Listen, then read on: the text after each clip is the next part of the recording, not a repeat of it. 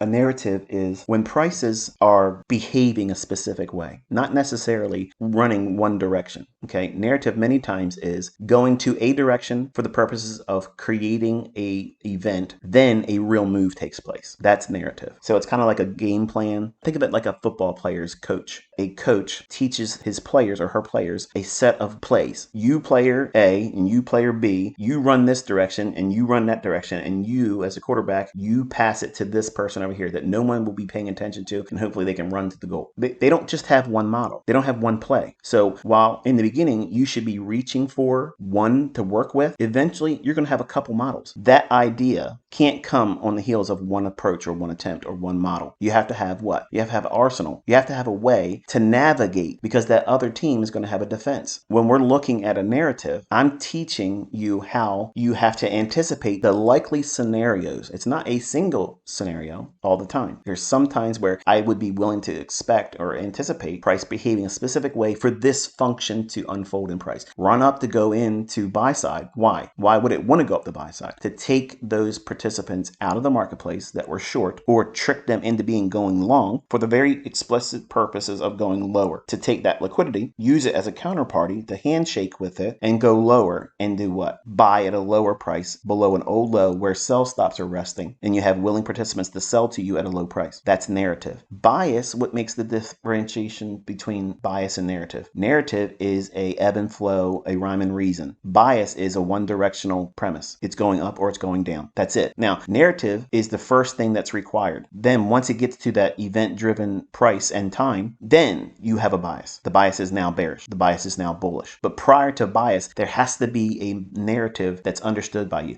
Now, there is a practice, there's a drill I put my students through. I do it with myself, where they'll tell me a time frame, and whatever that number is, I put that in as a time frame. And I have to immediately, as soon as the chart opens up when the markets are live, I tell them, okay, as soon as it opens up, it's there. I have to tell them where it's going to go to next, right then and there. So the way you accept it, the way you navigate price, the way you build a model and trust that model is having the understanding of a narrative in price. Why will price likely do a specific thing? And why shouldn't it do another thing? And by having that as the beginning foundations to what and why you're trading, then you can trust a bias. The idea of looking for bias is not the answer. Narrative is.